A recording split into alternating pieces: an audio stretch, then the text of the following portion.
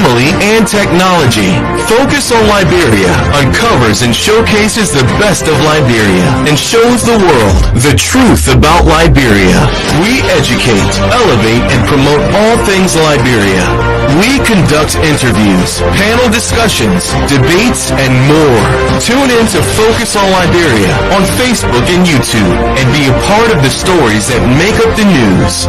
This is Focus on Liberia, and I am Dennis Jah. And I am Anthony Sie, and welcome to this edition of our program, The Hour of Politics. In this edition, of course, we are talking politics. Welcome to the broadcast. The topic for today, all you need to know about CPP USA.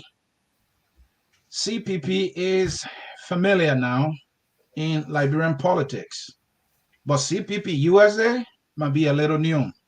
That is why we are saying all you need to know about the CPP USA that you may be hearing about for the first time. What is it all about?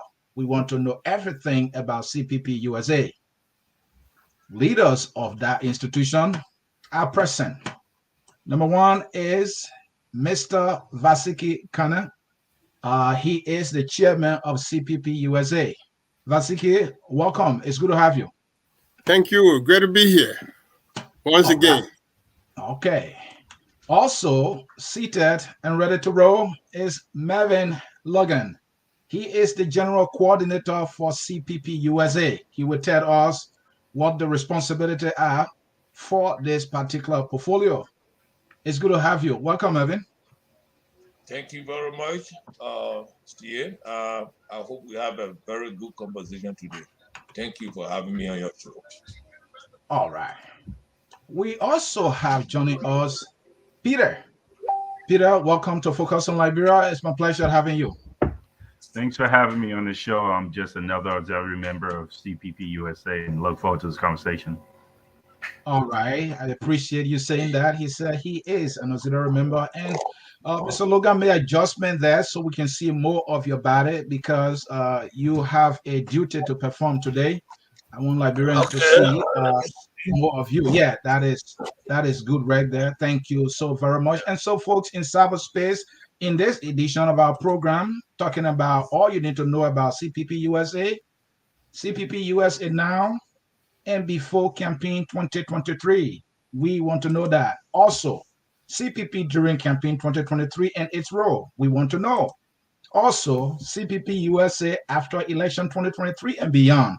Will they be in existence or will they disappear? Will they get disenchanted, as has been the case with other political arrangement? But let's get to it. Gentlemen, welcome and welcome again. And I will start with the chairman. Mr. Chairman, what is CPP USA?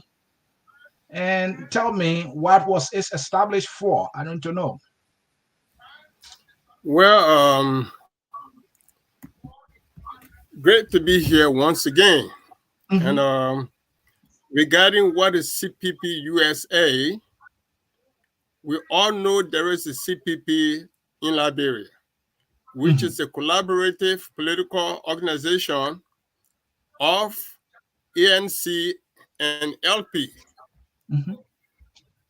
So as it is customary, most political parties in Liberia have their extension in the USA because they are members, Liberians living in America from different political parties organized together to mobilize support for their political parties in Liberia. So as of now, Liberians all over America from different political parties, some don't belong to any political party, but we believe in the vision of our standard bearer, Mr. Alexander Cummings, decided to come together to organize themselves under the banner of CPP USA. We are no different from CPP Liberia. We are just an extension of CPP Liberia. And we are operating on the basis of understanding with CPP Liberia as its extension in the U.S. to mobilize support within the Liberian community everywhere in America. That's what CPP is all about. CPP USA is all about. So it's no different from what is in Liberia. Just that we are an extension of CPP Liberia in the US. Thank you, Vasiki, so very much for the answer provided there. Mr. Logan, you are the coordinator. Yes, believe I'm in Vasiki the meeting. explained that CPP Yes, USA is an extension of CPP Liberia. you hear people talking. When you hear them talking, that means I'm still in. Okay. Peter, please, if you're talking to somebody else, you have to mute yourself, please. So, Mr. Logan, I was saying you're listening to Vasiki now. Peter, I can't have you doing that. You know how to mute yourself. Yeah. Sorry about that, folks. So, Mr. Logan, I was saying, Vasiki just explained the purpose of CPP USA, that also there's an extension of CPP Liberia. You are the coordinator. So let's talk about who are the leaders, all right? And who are your current leadership right now? Thank you very much again, and I appreciate your questions. CPP USA will launch on November 19, and we have leadership in place, like Colonel Vasiki, the chairman. I am the coordinator. We got the co-chairman, Alexander Gandad. We have Yasini Martin, the Secretary General. We have Edwin. She also the vice chair for advisory committee, and we have various leaders. We will also have chairman and regional chairman. In Minnesota, for instance, we have Pastor Victor Barber. Then also we got state coordinators. So we got various leaders all over America now. Well, let me just add on to that. To be specific, we have Mr. Sembali, who is the vice chairman for political affairs. We have Nya Bowman, vice chairman for policy and planning. We have Alexander Ganda, vice chairman for administration. For mobilization, we have Say Baper, and program and fundraising committee is headed by Ms. Amanda Wright. Then we have a finance committee headed by Makamboyu. And there are other, we can't name everybody. It's impossible to name everybody across the state because we have different coordinators for different regions in America, such as the Midwest, the East, the South. So there's so many people working in different functions to make CPP relevant as a political entity within the Liberian community in America. Thank you very much. Peter, let me come to you. You say you're an auxiliary member. What does that mean? So yeah, thanks for having me again. Great question. If you guys can hear me, just like Vasiki said when we first started, CPP is just a collection of Liberians that share Mr. Cummings' vision of the country, of inclusiveness, of helping people from the bottoms up. And I'm one of those people who are not necessarily in a leadership role, but just a person who shares Mr. Cummings' vision, understands how that's going to benefit our people. I currently work with young people, so I'll be focusing more on that with this party. And just with that being said, that's what I do. That's my role here. Is just another Liberian who cares about the future of the country, who shares Mr. Cummings' vision, how he sees the country moving forward. And so you are not a member of any of the two political parties in the collaboration, is that correct? No, I'm actually a member of ANC. Okay. Yeah. So the CPP now has structures. I'm sure you are aware of the structures. Is that correct, Peter? Absolutely. Okay. Do you know as a member the reason for the structures and what their responsibilities are? Do I know I'm not sure I'm understanding the question. Are you asking me Yeah, to know why the organization have a yeah. structure? Why the structures fall? Well, okay, so I guess that's a general question. So let me generally answer that. Mhm, The reason why organization have a structure, it it places the organization with its values, its objective, and where mhm, its mission, where it's going. mhm, So you need to have people play different roles for the mhm, organization to function to mhm. reach its general objectives. And with that being said, you're asking me my role in this Mhm. structure or why am I in the structure? I'm not Yeah, quite sure. if you have any specific role as a member or just being a member. Well, yeah. One of my roles is to be part of the communications team. Like I Mhm, said, I work with young people.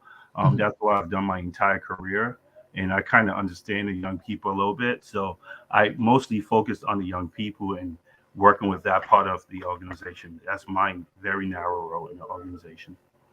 Thank you so very much. And Mr. Logan, as coordinator, I'm sure you coordinate all the activities with the different regions. So, what are some of the things that you are coordinating with leaders of the various regions within the CPP? Thank you very much.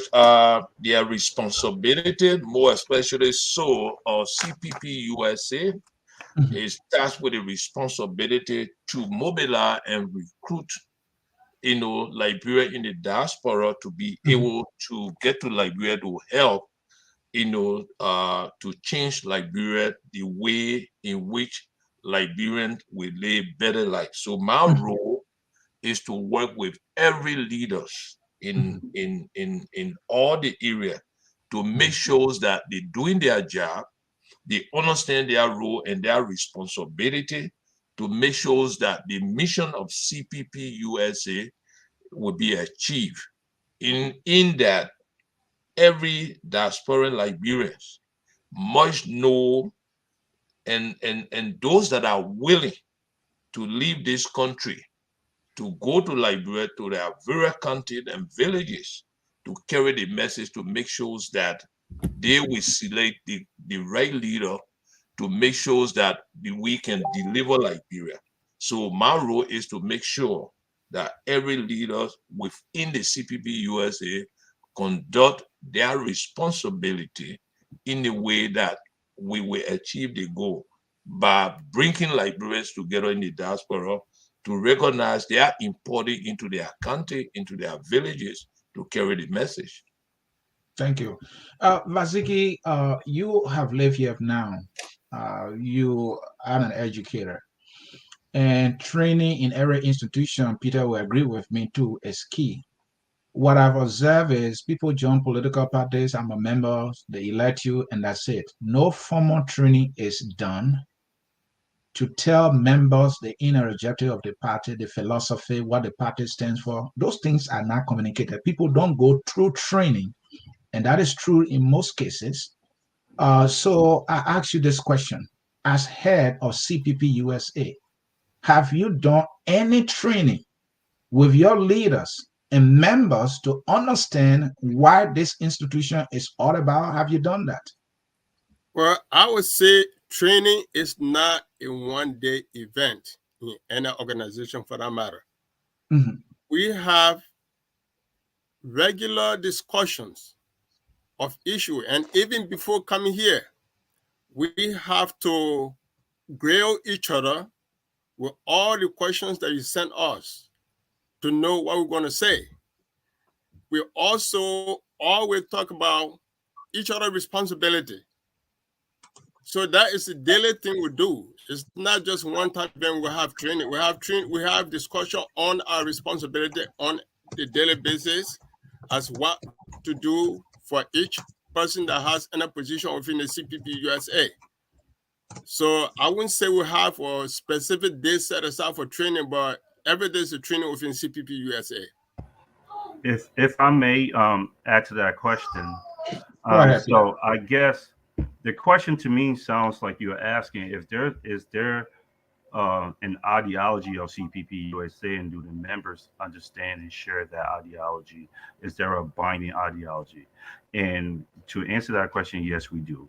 I think we keep going back to where we support Mr. Cummins's vision and mission for Liberia.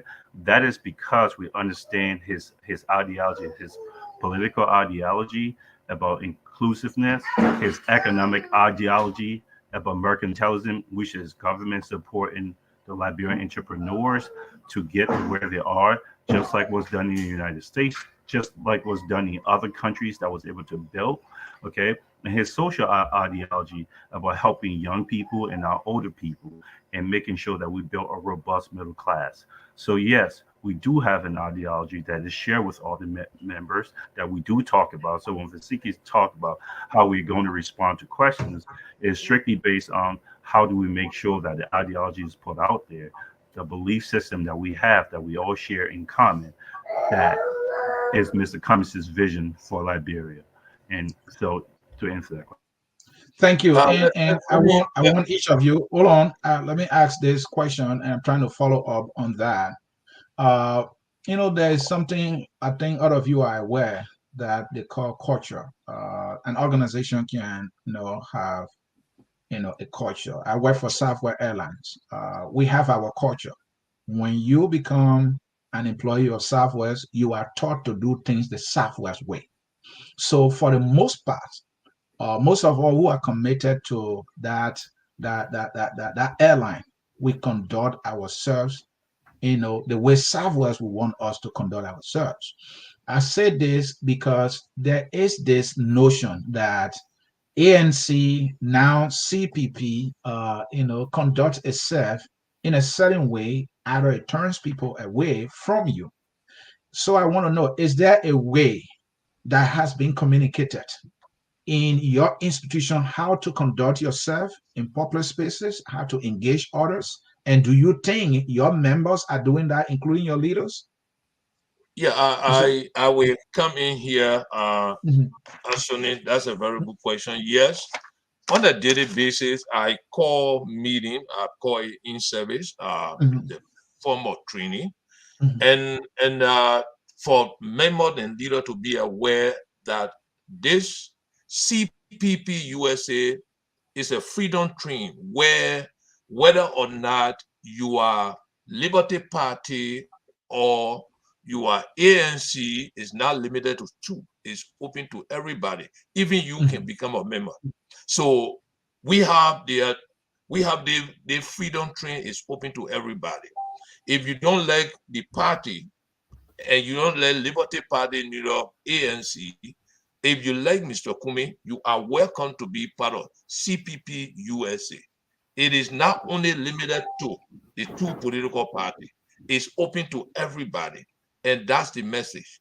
And furthermore, we are not people who goes out there to insult. I tell people our politics is to respect everybody's view and to bring them much closer to understand what CPP USA objectives are. That is, come in, listen. If you love Liberia, if you see what's going on in Liberia, you don't like it, and you can help the process to change it, be part of this train, the freedom train, Thank because you. this thing is helping to Liberian. It carrying all the diaspora people who are interested to change Liberia for the good of the Liberian people.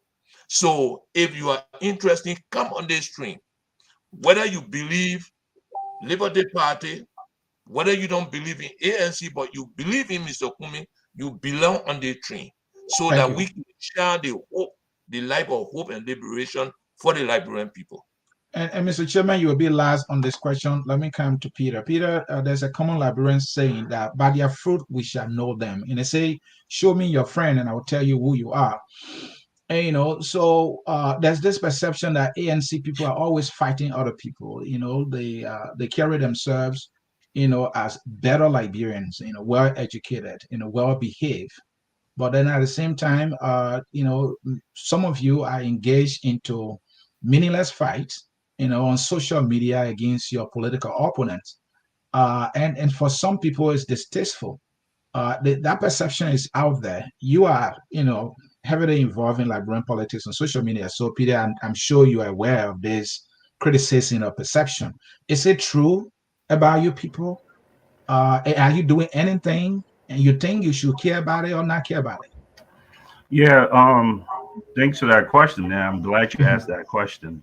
mhm, I think first thing you need to understand, I want the mhm, audience to understand, not you specifically, mhm, is that ANC or there is no political party in the world that is a monolith, mhm, especially when it comes to democracy, right? mhm, ANC, Mr. Cummings, now the CPP has a shared vision, a shared ideology of social, political, economic, educational vision of the country.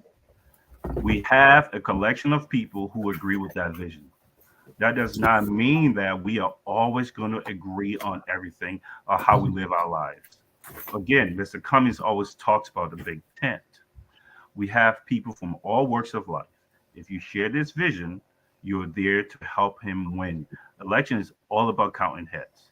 With that being said, people are going to treat people and carry themselves the way they carry themselves. I mean, okay, okay, I'll come and get you.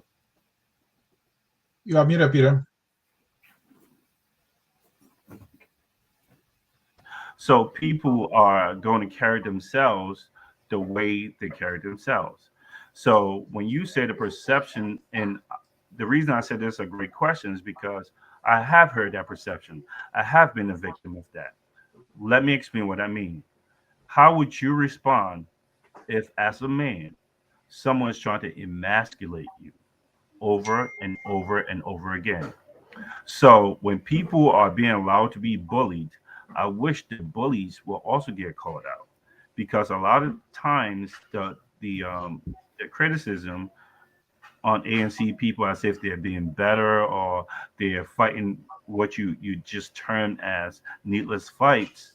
You have to see the source of where that's coming from. I'm not here to condone anyone disrespecting anyone, but that goes both ways. So when people are calling a man who have lived his life, outstanding man, a homosexual, or he's this, or when you try to explain to people and they insult you, I think a lot of times people don't see that. Their perception is not necessarily always the truth. You need to look at both sides of that. And ANC is not a monolith. People are who they are. There were men and women before they joined a political party. So I think everyone should treat everyone with respect. And I think people should be spoken to the way they would like people to speak to them. And Thank you. that's how I see it. Thank you, Peter, Uh, for that answer. The thing there is that, we all know your vision bearer, Alice Cummings. It's not that he doesn't hear all of these things. He hear all these things, but it's more like he's focused on his political activities. Whereas those of you who following him more like not following the way he conducts himself in the public space. I understand, we are all different individuals, but when we come to politics or following somebody, we should conduct ourselves as much as possible the way the person conducts himself. That's the person we're following. But it's like your way you conduct yourself, some of you, to put it right, conduct yourself in this way in the public space, different from how Mr. Cummings conducts himself in the public space. So it's kind of disconnect that I thought to bring it to you to respond. But Vasiki, quickly here to end on this perception is strong. Cummings, and members of ANC now, the CPP, because you are more like the ANC is more like the face of the CPP now, even though there are two political parties there. So talk to me about that. It's something you have to deal with. How are you dealing with it? Well, here's what I would say. Mm-hmm. I won't speak to the specifics in Mm-hmm. ANC. Mm-hmm.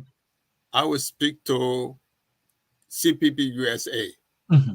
because until a few months ago, Mm-hmm.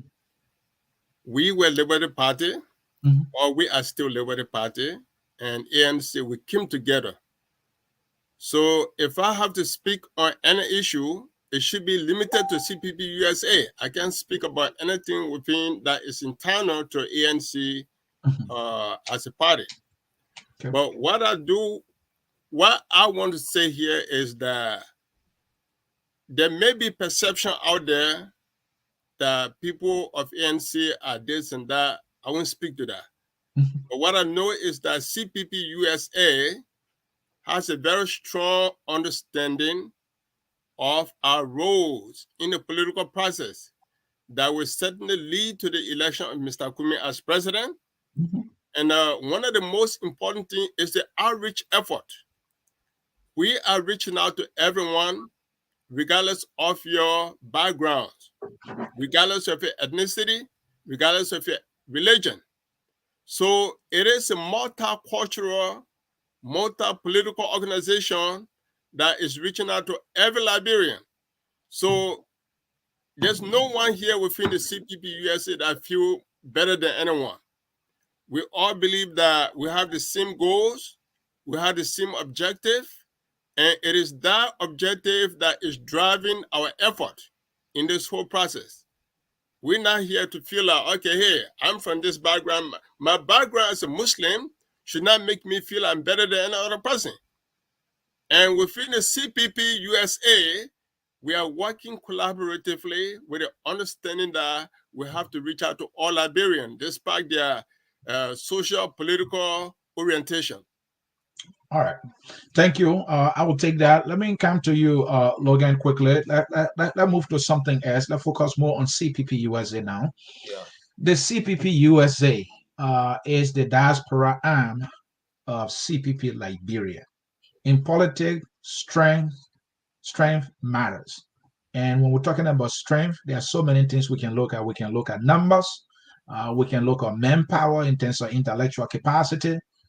We can talk money too. Money, has a role to play in all of this. So talk to me, how strong or what is the strength of CPP USA right now in terms of numbers, in terms of, intellectual capacity? Talk to me about your strength. Yeah, thank you. A CPP USA had a strength. We have intelligent and well-educated people who understand the political process that we're engaging in now in Liberia. And our strength is the numbers that are growing, and the kind of effort that I see people, and I kind of the way CPP US attracting people from all over. I can assure you 3 months ago when we started with 4 or 5, but today I believe if you go in our chat room with over 300 and they continue to grow. So that's our strength. And our strength is the message that we're giving. That CPP, like you were saying, in politics, look, you will have 1 or 2 bad apple that will bring some bad behavior that will reflect on the party. But it doesn't mean that everybody in the party, they are bad and you can say so. But let me say this. Our message in CPP USA is one of our strengths. Nobody. And what is that message, if I may know? I agree with you. Message should be strength too. So what is that message? Our message is, if you don't like what's going on in Liberia, if you know that there are no hospital, no road, people are dying, or girls are raped, no justice, then be part of this group if you are willing to change it. Because our leaders say assume good intent. We in CPP USA will not go and criticize to insult anybody. Whether or not your criticism of us is negative, we bring you much closer to understand why we are in CPP USA. And Logan, if I may follow up here, let me be a little more conversational here. If I may follow up here. So you said you have a message. I think that's a good message there. If you don't like what's going on in Liberia, rape, on and on, join us, let us change it. That is our message. And I think I continue to hear from you people. Liberia deserve better, right? Yeah. And so what is the, do you have a plan that can get Liberia to that better place? And the plan we got now is to make sure to mobilize Liberia in the diaspora with that message, to make sure that we encourage them to go to Liberia in their various counties, in their villages, to talk to their relatives, their friends, the message, to make sure that, you know, when you're in Monrovia, somebody is I think Monrovia. that is just an All activity right. there before election. I'm talking Let me about just a buttress on the plan point. to Let me change the just bad things that you don't like. The bad thing, what we're going to do to change it is to elect a leader that will make every Liberian to respect the law. We have elected so many leaders. We are this place, so I don't think election is just going to call it. I need a plan. The plan that tell us how we change those things. That's what I'm asking for.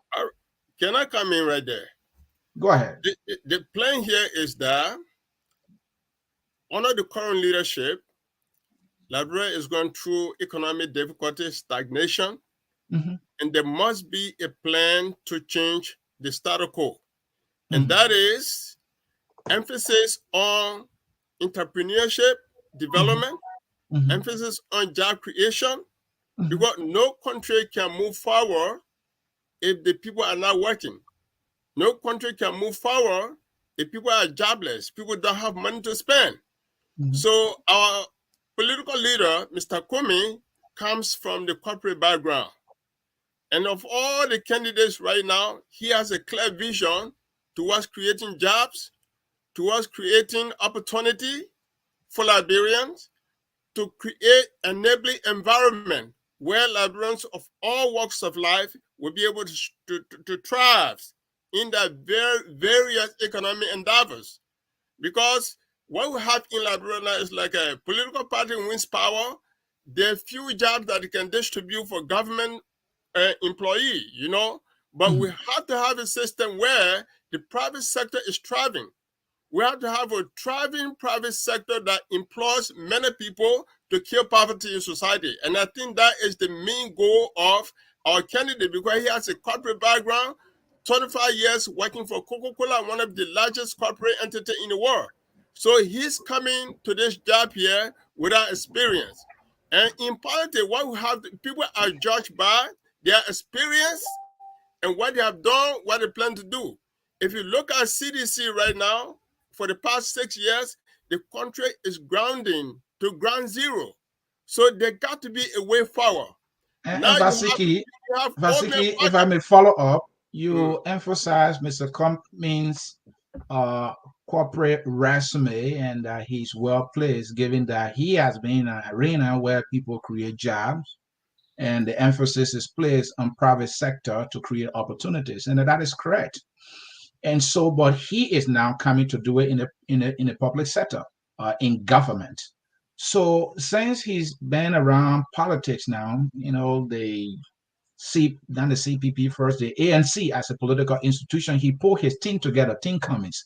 And one of the things that any corporate executive, any manager, somebody who wants to create opportunity has to do is the idea of tapping talents.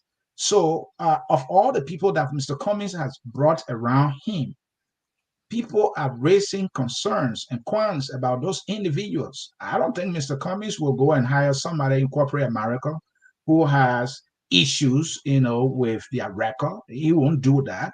But for, you know, the public space, he's doing that. So the question here is, how can we now trust Mr. Cummings, given that most of the decisions he's made, you know, have brought him more trouble? How will he not see trouble when he becomes president? For example, he joined the CPP and he started doing business with Benin and Europe. Benin and Europe talking to court. He got in trouble. These are decisions that he made in the public space. This is not corporate now. So we can't just rely on that. Don't you think so? I disagree with you on that. Go ahead. The fact of the matter here is that we have every country, any given time, you're going to have a ruling party and opposition parties. So the various opposition parties decided to come together to fight common battle, to make sure that the situation Liberia is in now, it can be rescued from that. Okay? So in that case, we are not here to judge each of the political party based on the past. Are you saying you have no options? You couldn't make choices? Come together with other political parties to form a union, to form a collaborative body so that we can work together to unseat the current regime. So I don't think Mr. Comey or any other member of that, collaborative effort should be judging other people. Corporate executive emphasize on background check of individuals to bring in the fold because they don't want issues. Mr. Cummings knew Benny Nayure and others, and he intentionally joined a collaboration with that. I think that was, and it didn't go well for him as we saw in court, right? Let me come in here, please. No, hold on, Logan. Let Vasiki land, then we'll come to Peter one at a time, please. Well, I mean, you cannot judge Mr. Cummings based on the fact that he joined other political parties. No, we have to judge him based on his decision. That's how we know he will make good decisions when he becomes president. Those are legal political parties in the country, and if they decided to come together, he could so decide not to associate. The right to associate, not to associate, Mr. Cummings enjoys that right, isn't it? Well, he has that right, but at the end of the day, he deals with people on the basis of political party, not as individuals. All right. Thank you so very much. And so the political party, ALP, do you think that's a political party, Mr. Cummings, in his wisdom, to be dealing with? Is that a political party in your understanding, Vasiki, because it's on paper, it's a political party? Well, it's a political party. UP is a political party. ALP is a political party. CPP is, Liberal Party is a political party.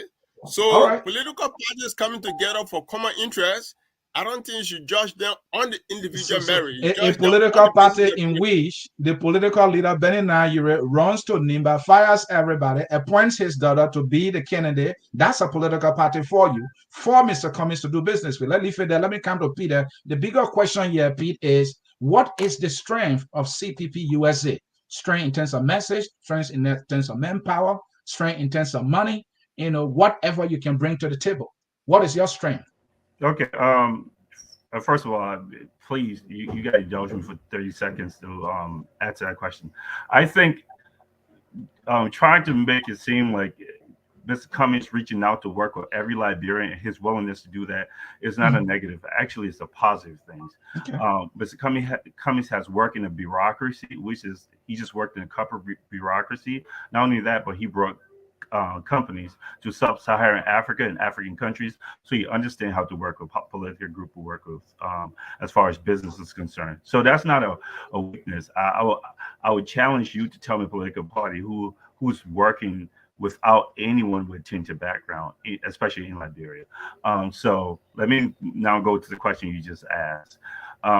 What's the strength of CPP? And where is this message of clean hands? It is clean hands. Clean hands is the way he lived his life and his career and his background.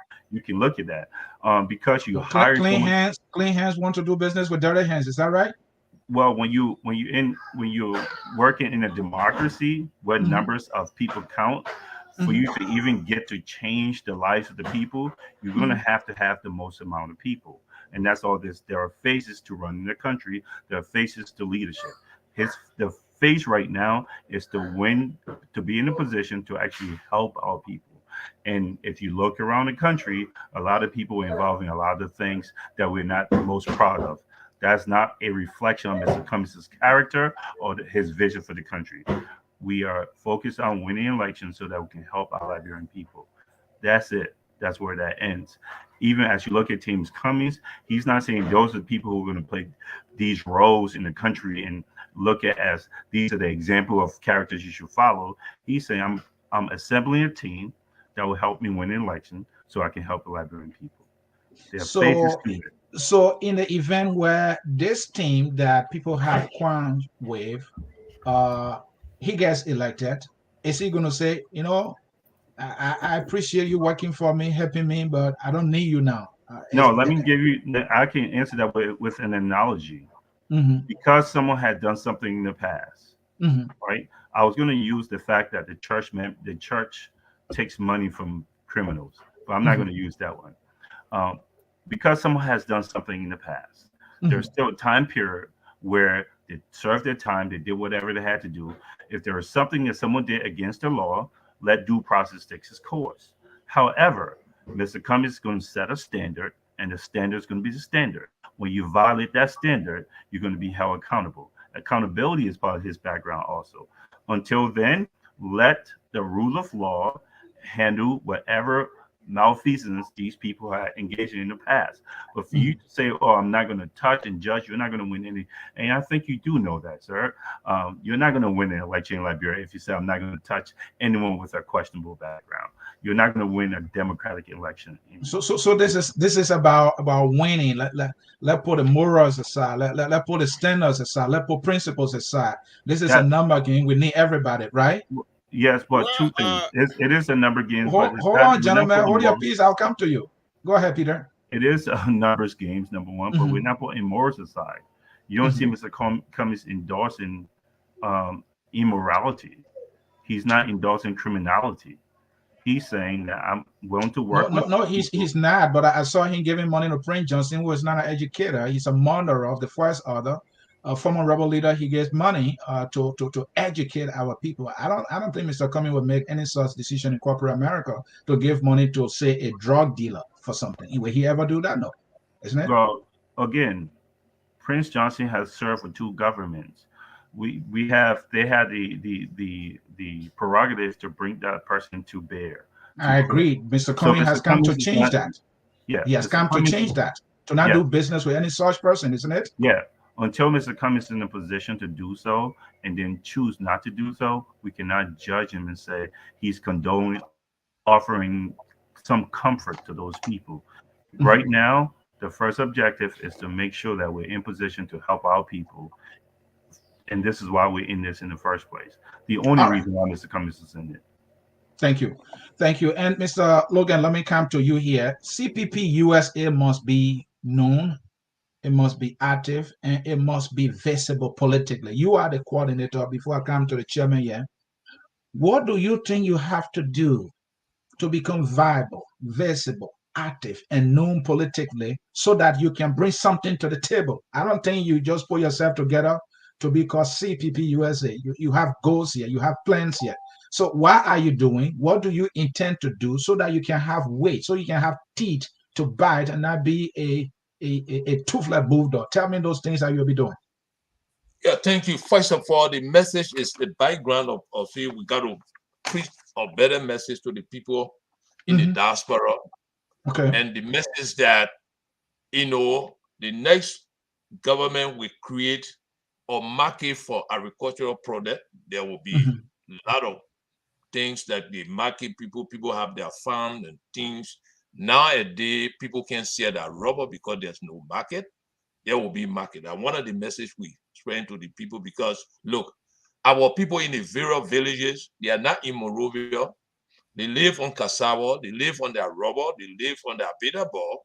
So when you create a market for those things and giving them the economic incentives, they will be able to live their life without depending on government.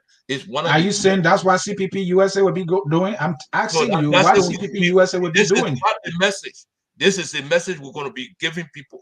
Okay. This is one of the message we're going to be telling people, that you are not just in it because it's going to be there will be a result. And one of the results here will be there will be a market for these people. And secondly, CPP USA strength would be that we would take the membership of $150 to make sure that we can transport people to Liberia to be part of the process to carry the message to the people in the villages. That's one of our strengths. And the third strength here is that we are together in unity, and we are spreading the message to every Liberian in the diaspora. And in our minds that we spread this message to make sure that people get the message, they understand the message. And for that reason, they will be willing to offer their services to go to Liberia.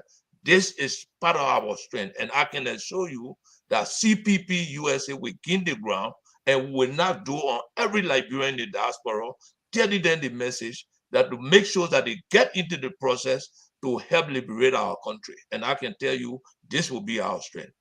And before I get to the chairman here, do you think you have time in your favor here to do this? I think we are 11 months to the election, or 10 months? so to speak. So the CPP USA, are you going to be finding money as well? Because you are an auxiliary arm, you should be supporting or complementing, supplementing the work of CPP Liberia. Let's talk money a little bit, Mr. Coordinator. How do you intend to raise money? What are the ways you think you will raise money to support the efforts in Liberia? First of all, we're speaking, we have a convention plan in April in Philadelphia area. It will be one of the areas we raise money. And we have various the finance department, people in the finance that are planning how we raise money. And I can assure you, because of what CPP is doing and the message it's carrying, people are coming in. And I can assure you, with the $150 membership due that coming in, that's going to be a huge, financial assistance help to CPP USA. What is your target? Yeah, we're talking millions, yeah, or just a few thousand that can go anywhere? No, we're talking about a million and a half. That's our target, and I can assure you we'll reach that target. And we moving fine. Yes, sir. Yeah. Vasiki, I'm asking about what do you intend to do to be viable, visible, and active politically, so that you can be seen as bringing leverage. Because if you don't have the leverage, I mean, you are in a place of power. You're in a diaspora. You have the money, you have the intellectual capacity, you the book people to put it right. So why are you bringing to the table that will make CPP Liberia to say, yes, we have, some help here? But let's say, for example, within a very short period of time, we have done something which no other Liberian organization has ever done in America before. Okay. When we did a multiple city launching on November 19th, you have never heard that term before within the Liberian political organization in America. And what that meant is that we were able to organize ourselves in various parts of America, from South to Midwest to the East. We're able to organize ourselves. I think you follow that event. So that shows that if people were mobilized enough to gather in numbers in various places across America, that shows that we are up to something. Okay. And I believe the reason we're here today is because we are visible.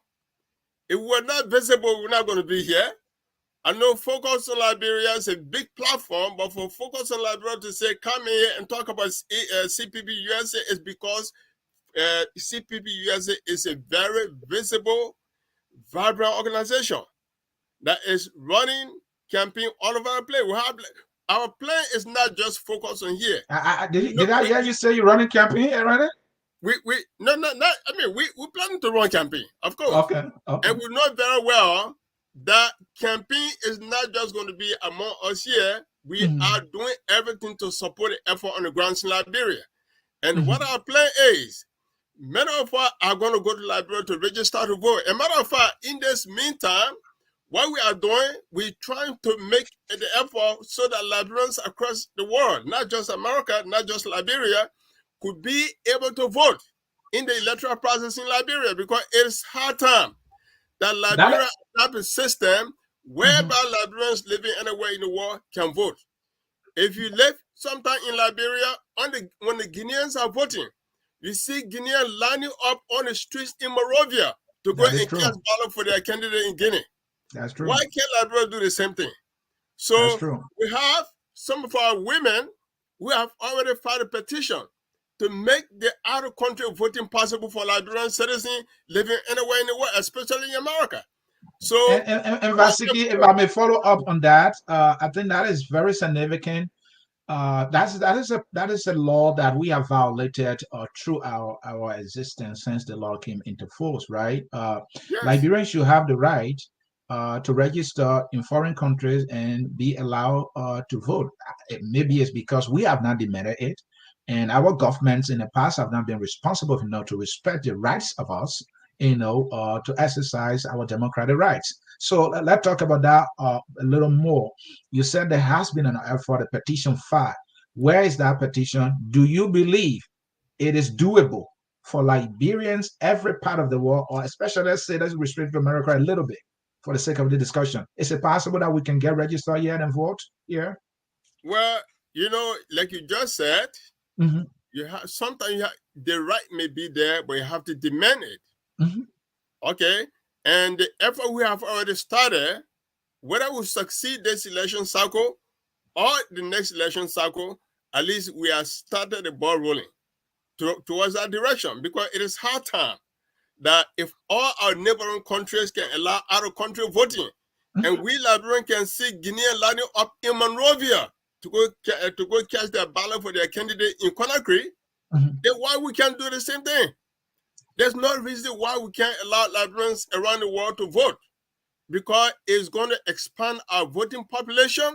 It's going to require our candidate to not just be campaigning over there in Liberia, but to go around the world to campaign like other candidates are doing. When the elections happen in Cote d'Ivoire, Ivorian politicians come to the diaspora to campaign. They're not telling the diaspora people to go and vote because it's very expensive. Imagine buying plane ticket for $1,500, sometimes $2,000 just to go vote in Liberia, which may not be possible for everyone. But if you open the process for everyone, you here, me, and every other Liberian in America could be able to vote for our desired candidate in any political process in Liberia.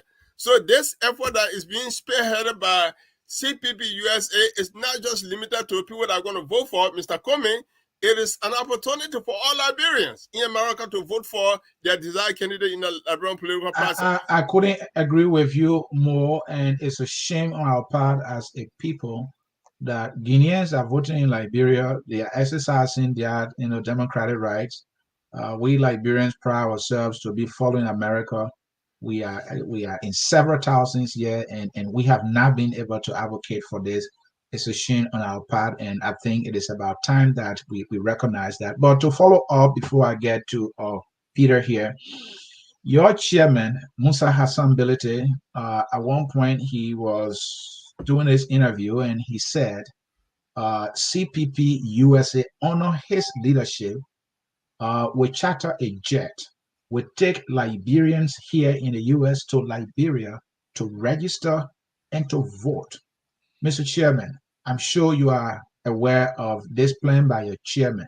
Where are you on that?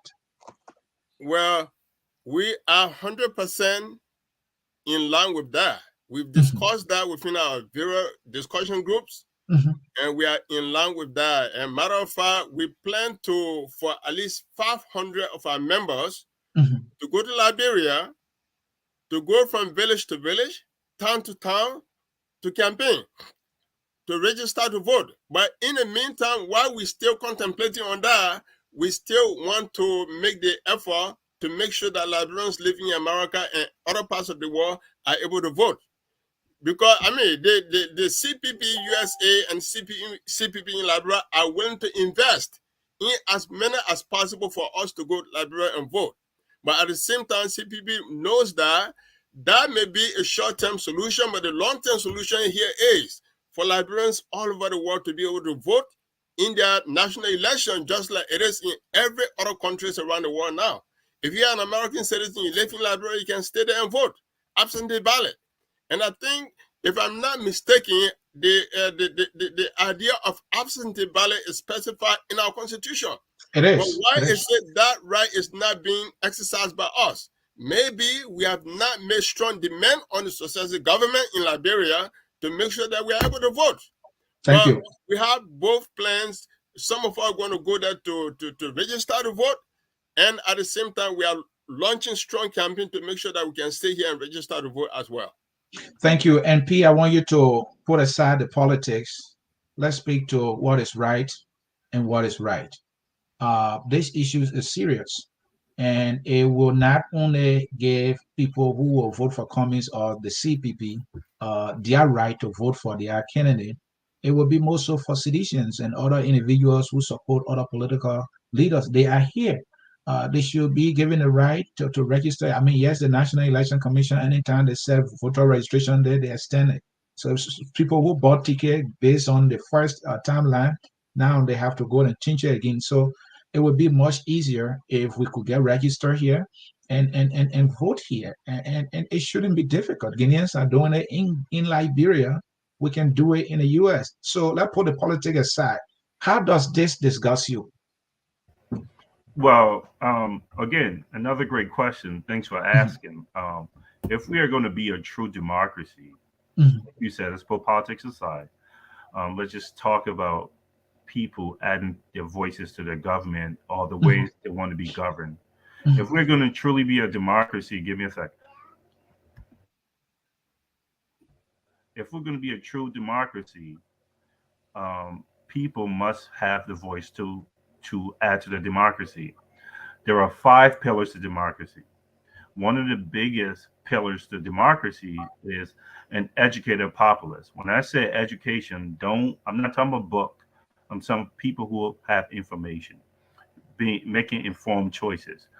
Those of us who were able to leave Liberia, our perception has changed a little bit because we've been exposed to other things. Those are the people who will probably add to that democracy or add to moving our country forward if they're allowed to add their voices because they have seen the possibility of things that some of us who in Liberia might not have never seen. I'm a poor Zinghouse and Madhouse kid. Every time I talk to anyone, I make sure I mention that. Our house flooded every time it rained, right in Gardensville. Okay. Uh, I say that to say I say the things I say and I see the world, my worldview has changed because of my exposure. Okay. So I don't even want to use the word education because of what I've seen, Mr. C, what you have seen, what Chairman Logan has seen, what we have experienced. If those people are now able to say, no, you can have a government where corruption is not rampant because we're seeing it work in other places. No, you can't have a working economy for everyone. You don't have to have wasteful spending when you don't have money to begin with. If we allow those people to add their voices, it will definitely help not just CDCNs or LPNs or UPNs. It'll help Liberia. So all of us should add our voices to this fight to make sure that everyone, because all democracy is a marketplace of ideas. Let And, the and, best and, ideas win. and Peter, if I can follow up before I get to Mr. Logan here, you use the right word. We have the exposure, and it's a privilege and opportunity that we have that our brothers don't have. We see uh, what governments are able to do for people who elect them. And that is why most people are encouraged to participate in democracy. We've seen it, we live it. And here we are. This is a constitutional right that belongs to us. And we are in the diaspora. We have money. We can work and earn money to fight for this, put our resources together to ensure that this is done. We have failed. Do you agree we failed to advocate for our rights as Liberian citizens to vote in this country? When Guineans are doing it, we can do it. Will you agree we have failed? And when do we, fight for this right? Yeah, I think again, great point. I think we've I don't know if we've failed. I think we've become complicit. When Mhm. you come to America and things are not biting at you like it is in Liberia, you tend not to worry too much about it. But for us, those of us, at least for myself and the people I've talked to and that Mhm. have met in the CPP and ANC, these people, we have great empathy.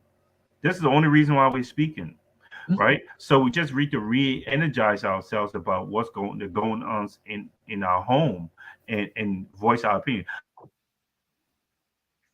I cool about it because it's not in our face. It's not readily in our face. So I don't know if we tried it hard enough, like Chairman Vasiki just said. Mhm. We're going to now start pushing. At least it's the drum beat has started. Thank you. And Logan, quickly here, how will our political leaders behave, political actors behave? Would they behave differently if the broad-based Liberian diaspora population were having a right to register wherever they live and vote? Would they behave differently? Would they conduct themselves differently? Will we also have a much better voice? Will we or not? Yes, we will. It will help to change the behavior of political leader. The fact that people in the diaspora, they're aware of the system of democracy and how they can appreciate when we are allowed to vote from this end. It will help to change the way they do political activity in Liberia. I'll tell you why. The reason why it have taken this long time for us to reach to this is that when we come in this country, we forget about the rule of law, our constitution. But they have been on the level for so long. But I will tell you, shame on us that we just realizing in this era now. But this is things that we in the diaspora, knowing better, we should have been fighting for from day one. But to now realize it and to put it in, I would say, shame on us, and again, it's never too late. That will set a good precedent for the people that are coming after us to know that even if you live far, Asian country, you can still vote. And now that our political leaders, we know that people all over the world, Liberians all over the world can vote, it will help them to change their behavior or how they're doing the political activities in our country. I think it will be one good thing to do. Thank you. Folks, if you are just joining us, this is Focus on Liberia. I'm Anthony here hosting in the edition of the Hour of Politics. The topic we're discussing, all you need to know about CPP USA. We have Vasiki Konen, who is the chairman of CPP USA. We have Mr. Melvin Logan, who is CPP USA General Coordinator, and you have Peter, who is a member of CPP USA. I think he's an affiliate member. Welcome to the broadcast if you are just joining us. Gentlemen, quickly here, this one is key. Expectation. The way we know it now is most auxiliary institutions of political parties in Liberia, because we have those who have the knowledge and education and exposure when they join these auxiliary political parties here in the U.S. The goal has always been, well, I'm supporting this person, I'm CPP USA, so that CDC USA, when this person wins, I go to Liberia, I get a job, I have my education here, I have master, I want to be able to contribute. That expectation has always been that has been the plan and the goal for some people. So to that, I ask this question: what is or what must be the realistic expectation of any official of CPP USA and member? What expectation should they have that has been communicated to them, so that you can have similar situation that citizens are having now? Some of them didn't get a job, they became disenchanted, even though it happened to others in Liberia too, but most of those in the US. They contributed, they were paying dues, and they everything. What should be the expectation of anybody joining CPP USA or who is a member now? Pasiki? Well, if you talk to Mr. Cummings, Mr. Cummings says that it is not possible to give job to everyone in the government. But what he's emphasizing on is to create the enabling environment so that I may function in different areas other than government. And if you speak to most of our members, CPP USA, our goal is to have a better Liberia with the enabling environment that all of us can function in or out of government. It is impossible for government to employ everyone, because the problem in Liberia right now is a party comes to power, the party distributes a few government jobs among some of its members, and everybody not going to get a job. We all know that very well. No government everywhere in the world can employ everybody. Even in a socialist government, it can employ everyone. So what you do to cut down the dependence on government jobs is to create other avenues so that other citizens can function meaningfully in the development process of the country. And I think that's what Mr. Cummings is saying, and that is something that all of us within CPP US know, that we are not going to be able to work in government. But can we have a responsible government that can create the enabling environment that many of us can thrive? Many people in CPP USA are professional people. So if the environment is right, many of these people can even make more money in the private sector than in government. So we have to discipline ourselves. as Liberians that we cannot be like a parasite, depending on government as the only way that we can function in society. No country can function that way. Country Vasiki, make progress depending on thriving marketplace of idea, so that people can do other things outside the government. I think thank that is you. something we are training ourselves for. Yeah, and let me follow up on that. I'm glad you said, Cummings, I said it's not possible for everybody to work in government, which is true, and that the enabling environment should be created. That statement is big. Create the enabling environment. I need some specifics here. If should Cummings win or the CPP win, all of you in the CPP USA or even CPP Liberia would not be able to get job in Liberia. I mean, government job in Liberia. So the private sector becomes the option. So how is the enabling environment going to be created for those who want to either invest, those who may not have the money, who may have the talents, who may have the education and skills in other areas, for you to tap into their skills and expertise, to create jobs and provide other services in Liberia to complement our government effort. Well, that means you have to open up the economic space. Mhm, You have to encourage foreign investment. You also have to create an opportunity for Liberians to be investor in Liberia.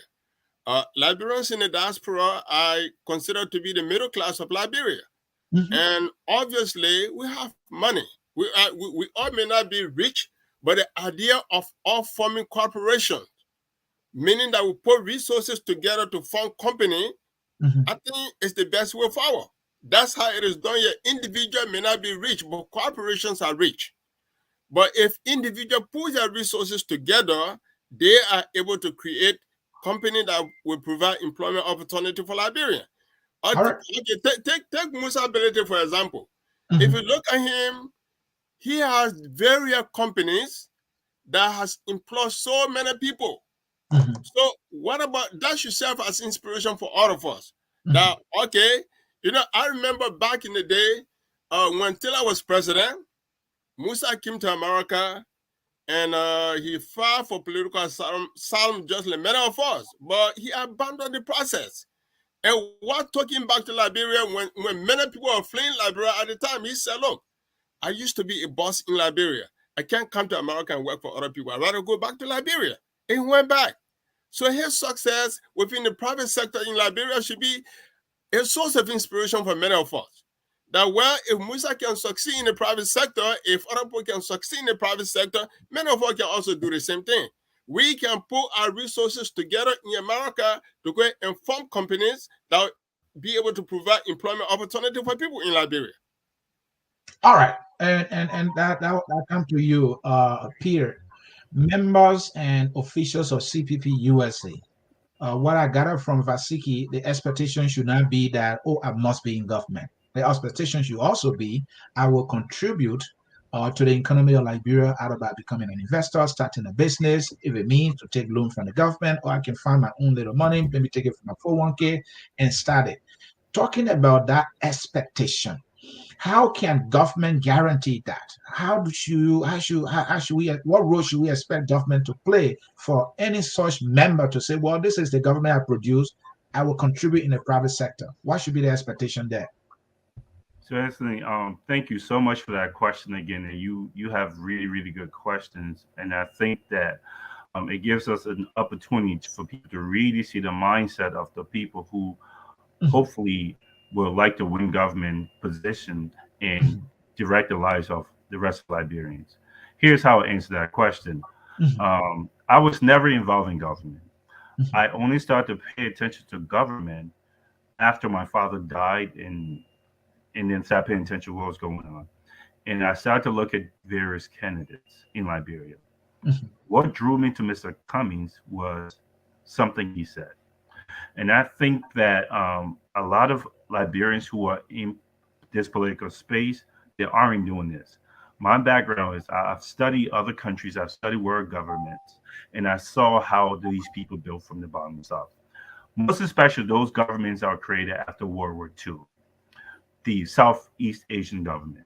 Mr. Cummings said something that caught my attention from just my studies.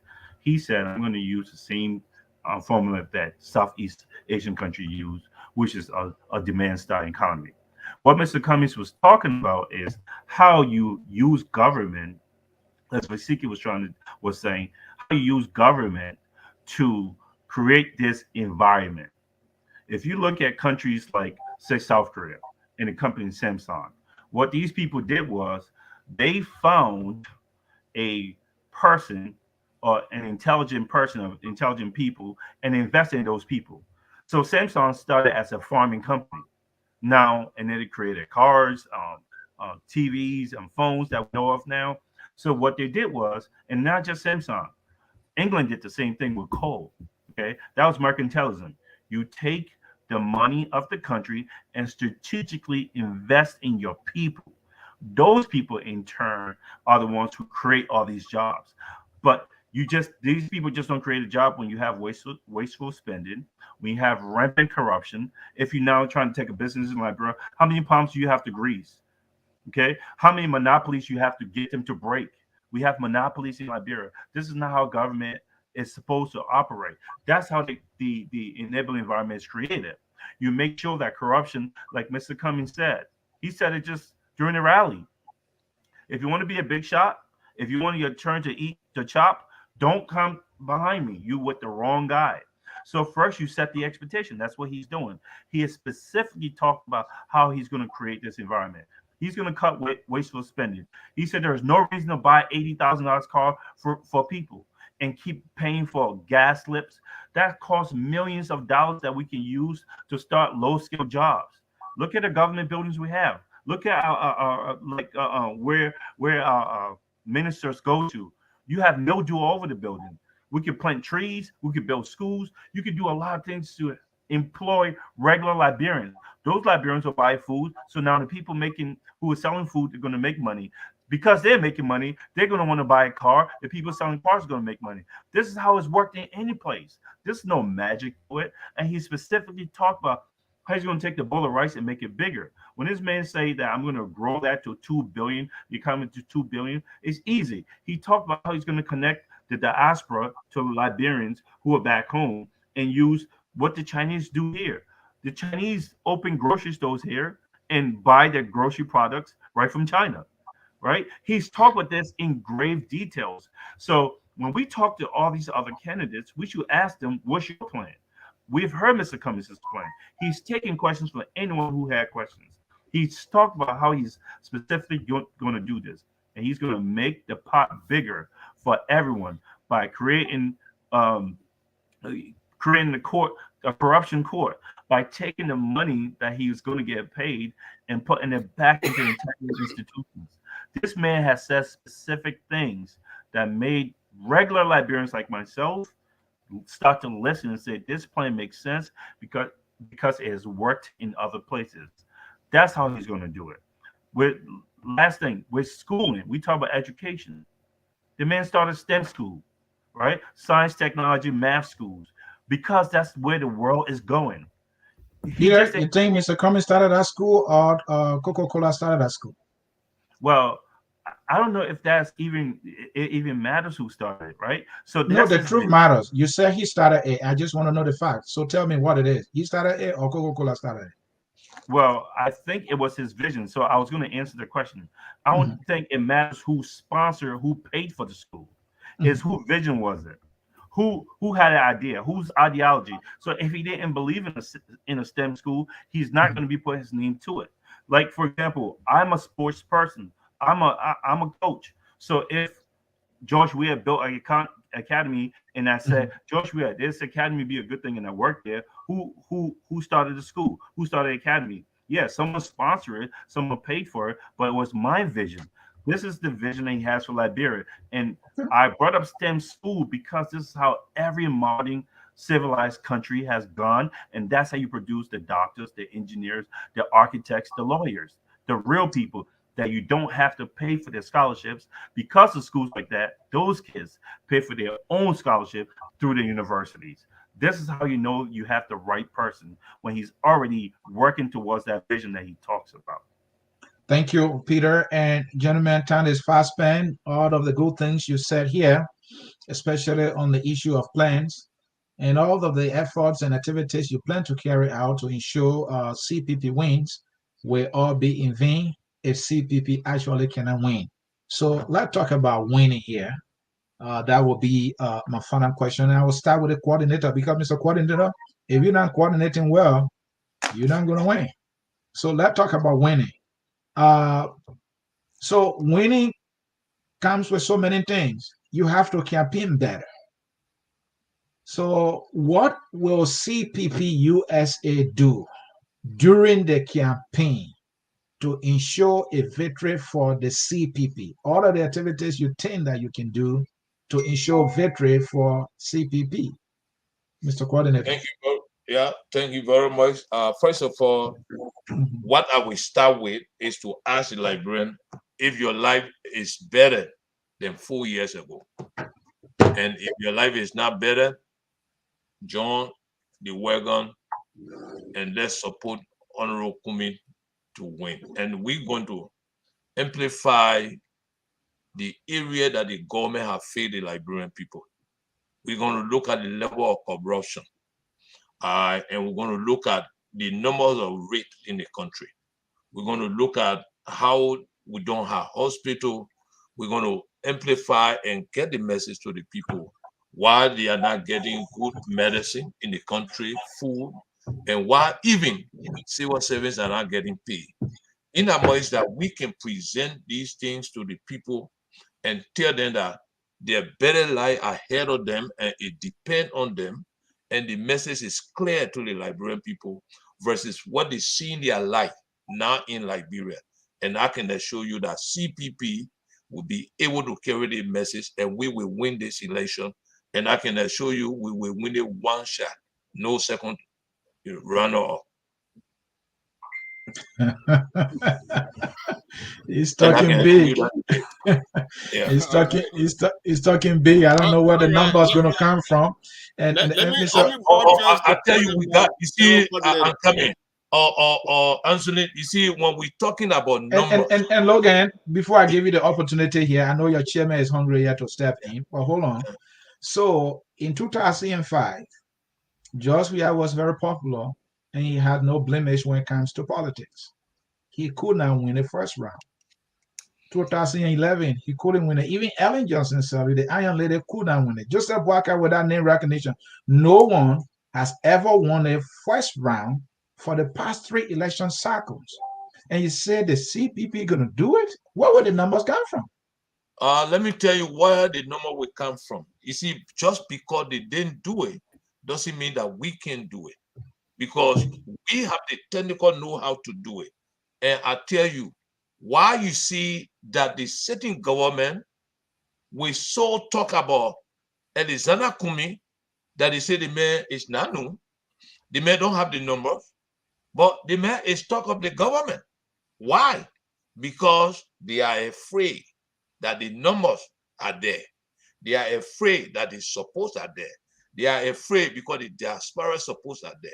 And I can assure you, we are not just going to go to social media. But that doesn't reflect in the little polls that are unscientific, though. But, you know, give you a little... The little poll there is, don't look. If you do poll some part of Monrovia and you live in the whole of Nimba, Bonkante, and you say somebody is 0, is that a poll that you really trust? Are you suggesting that Mr. Cummings is popular in the counties more than in Monrovia where he resides? Cummings is popular in Monrovia and in most of the country, and I can assure you that. Thank you. Chairman Vasiki, CPP USA, I'm sure you are saying must win. So it is that mathematical possibility that I'm asking for. How are you going to put it off? Well, the way we're going to put it off, you know, visibility matters in any election. I agree.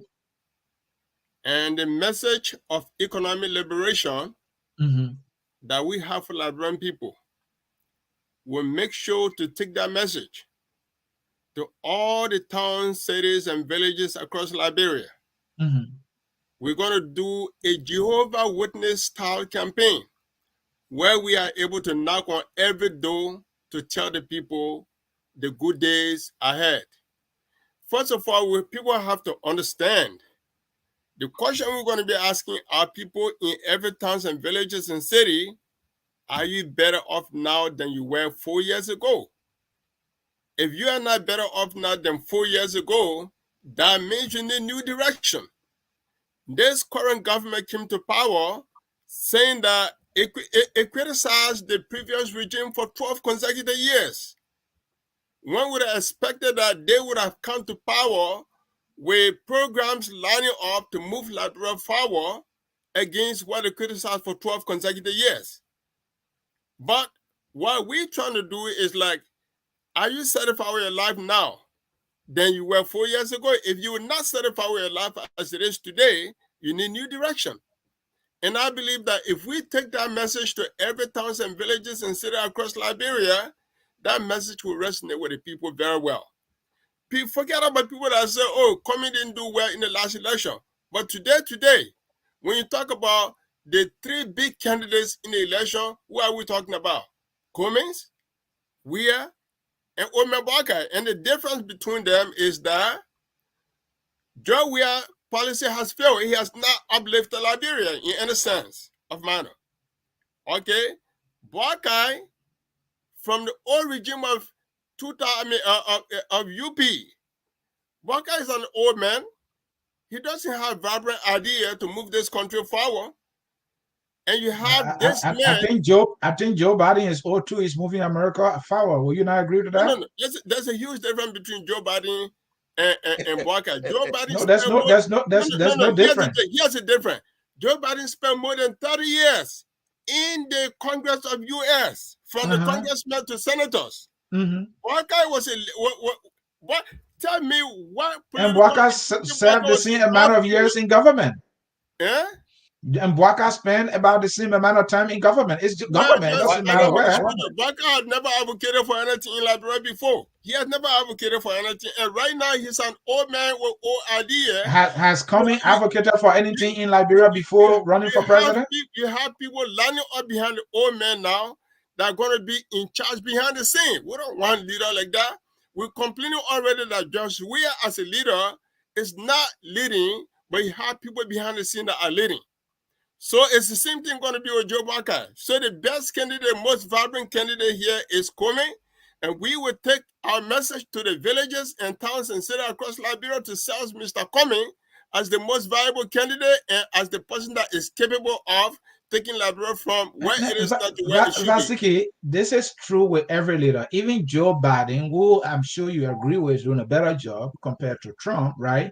He has people in his circle who are making some of the decisions. That's how it is. Even with Cummings, some of the decisions that have been made in the CPP, other leaders are making suggestions. So every leader, there will be people in your ears. No. Joe Biden is as vibrant as any leader can be. People are even saying now he's making some more progressive move, more than even Obama.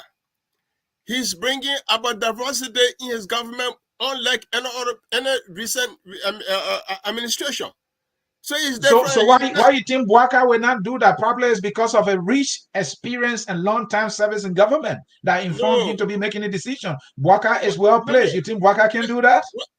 When you listen to Buakai, what is he talking about? He's not offering you any new idea. He's offering something of the old, something Liberia does not need at this moment. Liberia need progressive visionary leader. All right. Which is not Buakai and which is Mr. Comey at this moment.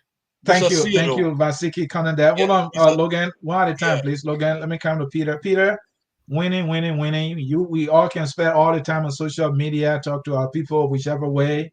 It's about the numbers, and Mr. Cummings or the CPP must get the numbers, or else this is all a waste of time, only when it comes to winning. And I'm not going to take away, the messages and then the education and all being passed on. It's a waste of time. No, it's not a waste of time. People getting educated along the way.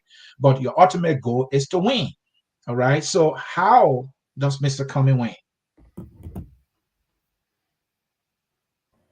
Again, thanks for that question. I want to take a step back, though, to respond to something you said. And we hear this equation, what referred to as a non sequitur between Joe Biden and Mr. Boycott. And part of the reason why I say it's a non sequitur. I think you know it's a non sequitur. Those two people have two different paths. Joe Biden is responsible for over 25 earth shattering, world breaking legislation that affected the world. From his legislation on making sure that kids have health insurance for all of them and old people, from his work with when he came to apartheid. These are things that he stood on the wall for from feeding kids in school. These are things that he didn't sponsor. He is the author of major bills from his time in politics. He wasn't just in politics. He's not just an old man. He's an old man who has done things, like tangible things you can point to. So if you looked up Joe Biden's accomplishment, I was trying to quickly look it up so I can have you share it with the audience. I suggest people do that. The only way we're going to move our country forward is through facts and truth. And truth. The truth of the matter is, you haven't had Mr. Boycott on here so that people can ask him tough questions, or Mr. Sia can ask him the type of questions that you've asked Cummings, or you're asking us even today. You haven't done that. Why is that? There's a man who's been in the public sector for so long. This should be at the tip of his fingers. These type of interviews should be really easy for him. So why are they shielding him? People want us to assume and guess. We're out of that game. Which brings me to answering your question. The reason why we believe that Mr. Cummings is going to win in the first round, because we have not ever had a candidate like Mr. Cummings, someone who already come into the position, the presidency, who's already rich. He's not doing it for money. He's doing it for legacy. We haven't had one like that. Already had his own money, who already had bureaucratic managerial experience, not just running a corporate firm from a Western country, but he was able to bring that corporation to Africa with the type of corruption in African governments and make it work without losing a penny. Imagine the scandals he could have created if he's the one providing jobs to all these people with women and bribery and losses, and say, oh, electricity went out. This happened. Not one scandal. We haven't had a candidate, Mr. Cummings. This is why he speaks like he speaks. People said, and to go back to your earlier point, you said, well, some ANC people are like harsh and they go into unnecessary fights, and Mr. Cummings doesn't do that. What's his temperament? Well, that's a credit to Mr. Cummings, right? That's a major credit to Mr. Cummings. Is because he talks like that, but this man with that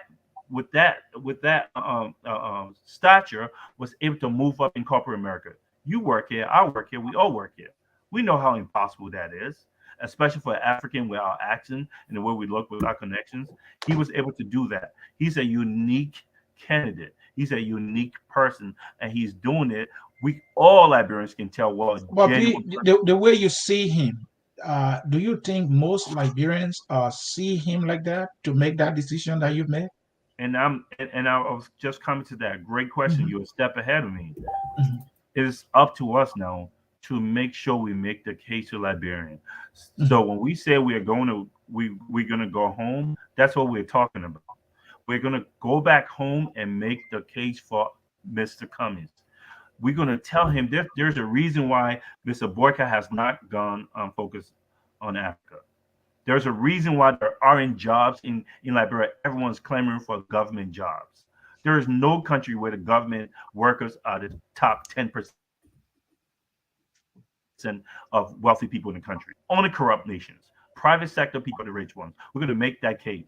We're going to make a case for a guy who's been in politics for 40 years, Mr. Sia. You know that.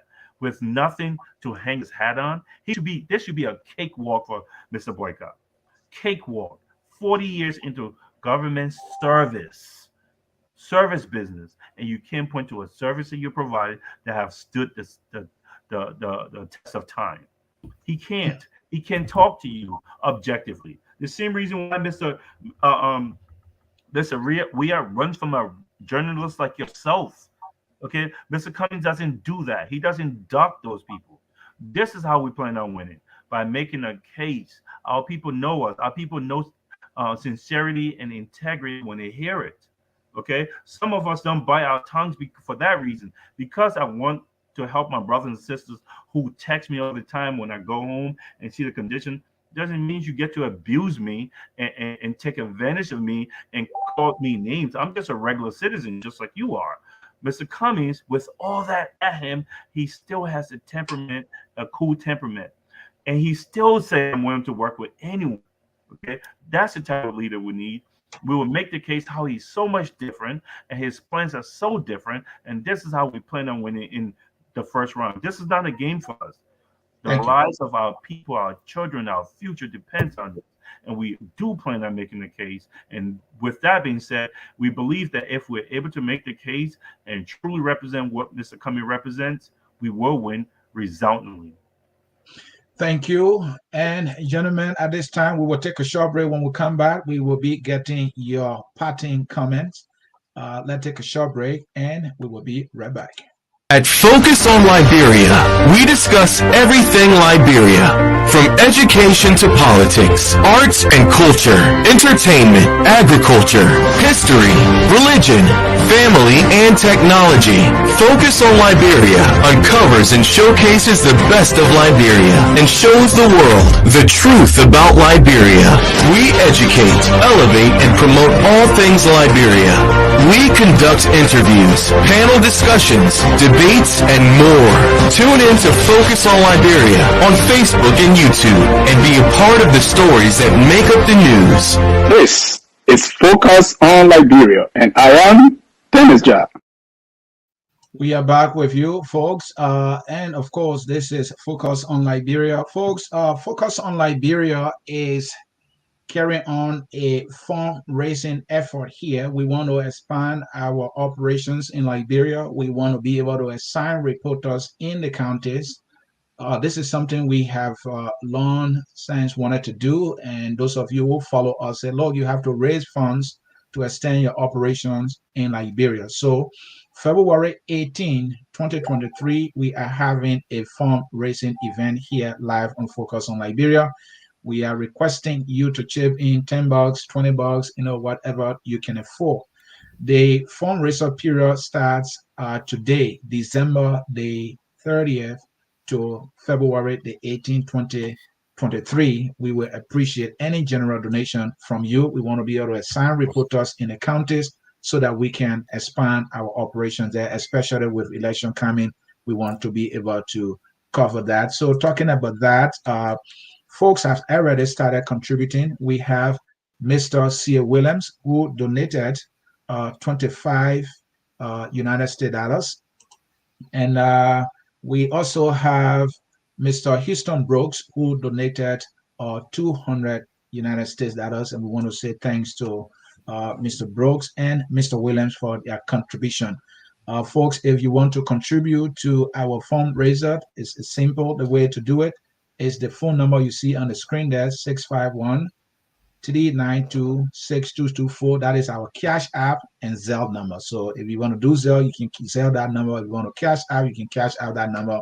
Focus on Liberia. We appreciate your contribution. And again, we want to expand our operation to all the counties to inform the Liberian people. And also, folks, this evening we'll be having a debate. Friday night debate comes on today and Focus on Liberia at 8 p.m. Eastern Time. The discussion will be centered on, are we moving forward as a country in terms of governance, in terms of development, and in terms of democracy? Are we moving forward? That is what they will be discussing. And the discussion will be based on Focus on Liberia scorecard. You heard about the MCC scorecard? The Westerner created it, everybody running about it. Well, we created a scorecard specifically for Liberia, created by Liberians here at Focus on Liberia. So Focus on Liberia scorecard, we're looking at democracy. For the category on democracy, we're looking at election, talking about free election, we're talking about separation of powers. Then we're talking about governance, leadership, integrity, institutions, security, food. Then development, we're talking about infrastructure, healthcare, energy, and telecommunication. Are we moving forward in these areas? And the debaters will debate, and then they will grade the government or grade the country to see how we are doing in terms of moving the country forward. The book people have a good word for it, trajectory? Are we on an upward trajectory or are we declining? Gentlemen, again, we can't thank you enough for coming here and honoring our invitation to talk to us about all things CPP USA. We will now take your parting comments and we will start with the coordinator, Mr. Melvin Logan. Mr. Logan, for anybody who listening to this show today, what should they take away from the discussion today and that they should know about CPP USA? I want to say this, that CPP USA is an organization that open to everybody. I want to appeal to diaspora citizens that we should put our differences aside and look at the situation in our country and make sure we come together and select a good leader.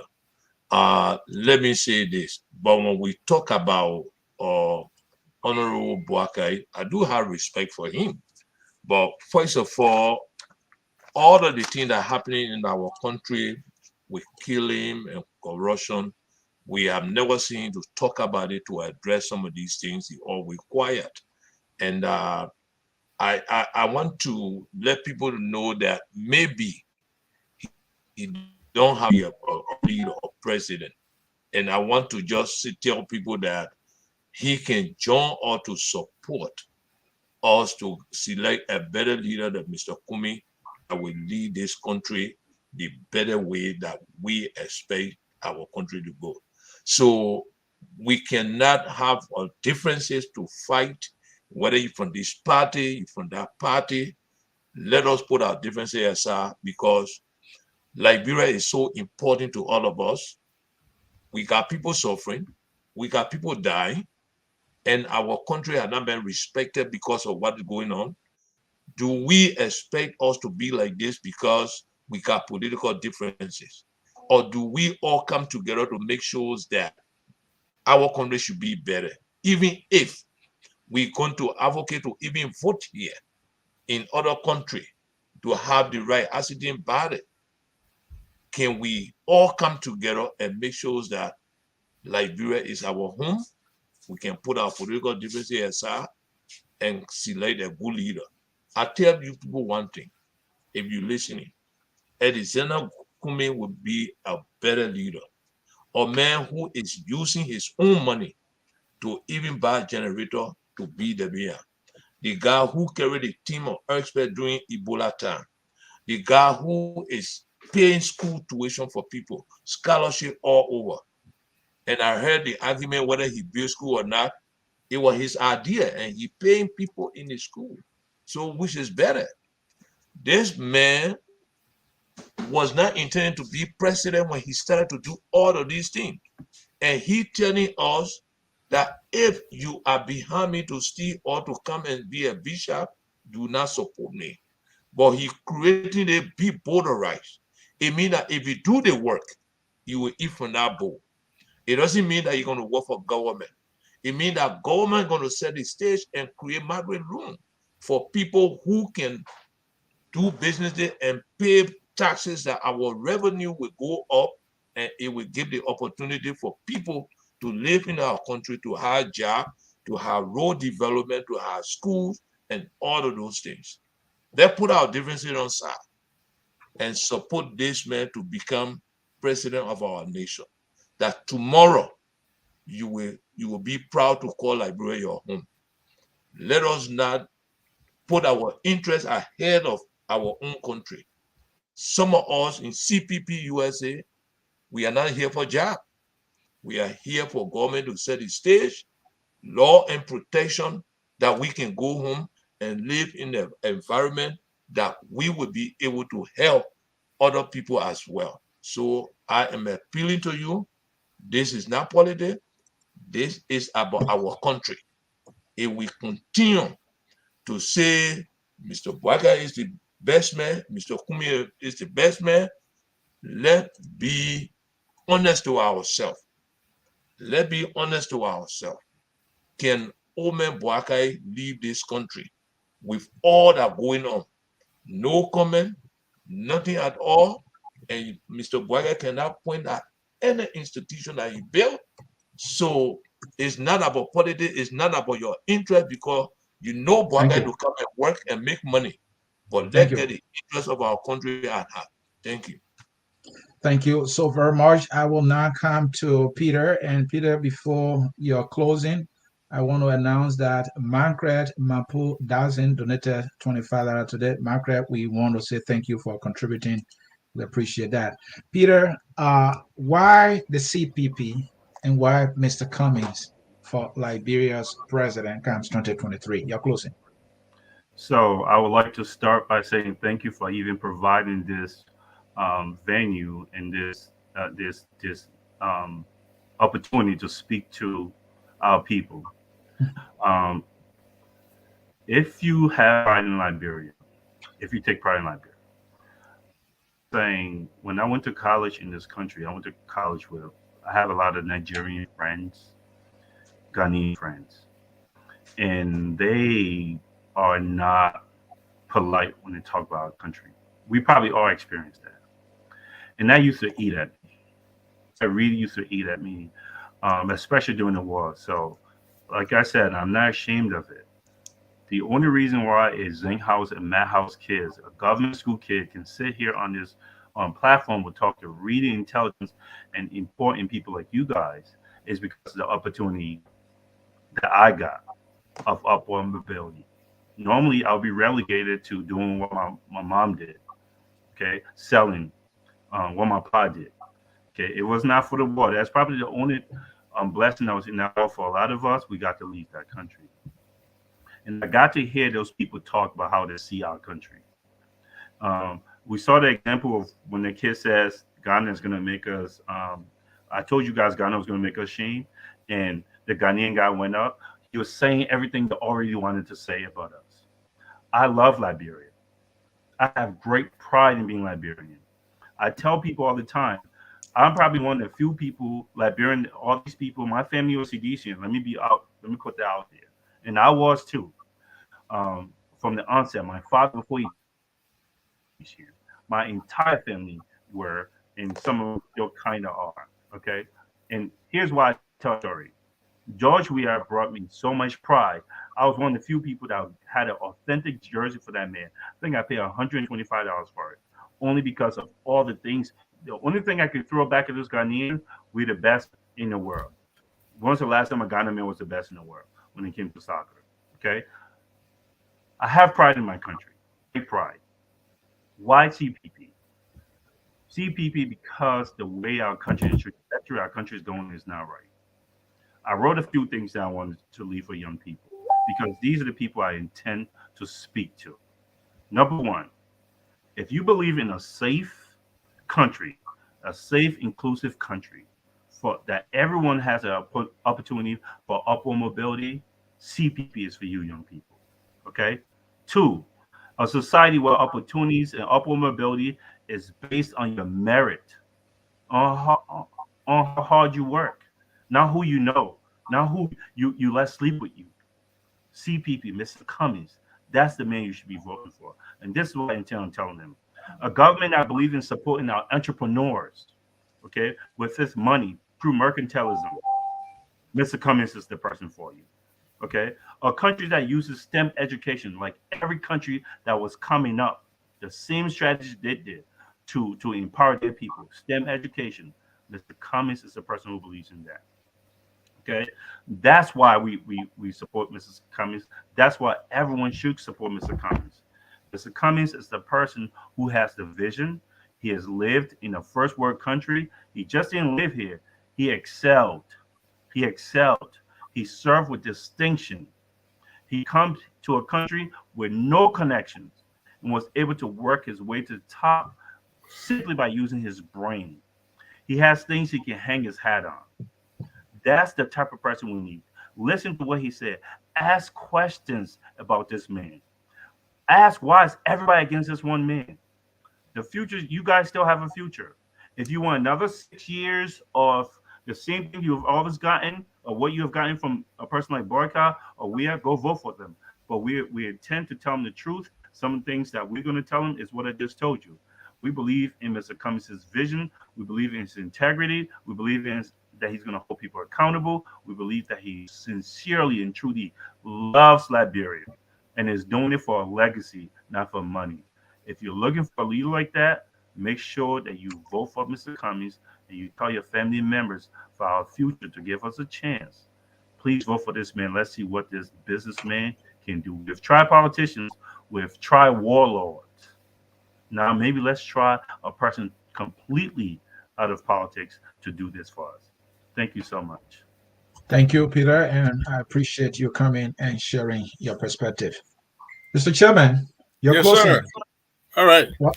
My closing remark would be to all my fellow Liberians, do not vote on sentiment. Sentiment has given us some of the worst government in Liberia. This time around, let's be more realistic. Let's read through the platform. Let's listen to what the candidates are saying. And I can guarantee you that if you compare all the policy statements from all the candidates, Mr. Cummings is the only one that is emphasizing on job creation for Liberia. He's the only one that is emphasizing the roadmap to economic prosperity for everyone. That is the bigger picture we have to look at. Sentiment got us where we are today. Josh Weah, he made all of us proud as a sport figure, but now as president, the very thing that many of our citizens voted for him, being a sport figure, being a world-class soccer player, and as a celebrity, but he has not even been able to take our Lone Star to anywhere for that matter. That is the first failure. And you talk to any of your relatives today in Liberia, everybody is complaining, everybody crying about the economic difficulty the country is going through. Then the question here is, do you want to continue that for the next 6 years, or do you want to see a change? And I know people complain about Barkai when he served as a vice president for Madame Salif, where he said he was like a parked car in the garage. How possible is he going to be able to do anything dramatic that will positively affect the Liberian people's life? So we have to put sentiment aside. Mr. Cummings is the most viable candidate in this election cycle, and if our people leave sentiment aside, and we have to take that message to them, let them understand that we've tried sentiment, we voted on sentiment on many occasions. This time around, let's vote on realistic expectation that is realistic based on fact. And if we gave them the tangible that Mr. Cummings has to provide to the table, we believe that people will be convinced enough to vote for the candidate that will provide opportunity of upward mobility for them. That's my parting comment. And thanks you for the opportunity of allowing us here today to talk to your viewing audience. You guys have a very big platform. This is not my first time coming here. I've been here on many occasions talking about other issues, but today I'm talking in my capacity as the chairman of CPP USA, and I want to, on behalf of my organization, CPP USA, extend our heartfelt thanks and appreciation to Focus on Liberia for giving us the opportunity to talk to Liberian people through your platform. And regarding the fundraiser you are carrying on, definitely you're going to hear from us as an organization and individual. We're going to contribute because you guys are one of the most credible and viable media institutions that we have to support, because with credible media entity, we believe that we can have a very good democracy in Liberia. Thank you, and God bless. God bless you too, and happy holidays and happy new year to all of you for coming, folks. This is how we will come to the end of this interview with CPP USA. We brought you the topic, all you need to know about CPP USA, and you know their vision bearer is Mr. Alexander Benedict Cummings. We want to say thanks to those who have contributed. You have time. The fundraiser period is from today to the 18th of February. We will appreciate if you come our way. We want to expand our operations in Liberia, especially in the counties. We are self-funded, and so whatever you give will be appreciated. We don't go to the big political names. We are a neutral and will remain neutral. So thank you for following us here. So this is how we will come to the end of yet another edition of our program here. And we will always close with our song that says, "We are all Liberians." And indeed, we are all Liberians. And that song is taking us home. Bye-bye. And thank you all for watching. We are Liberians. Liberia is our home. Liberian people. USA, all we want. Liberia, USA, all we want. Liberia, Liberia. Oh,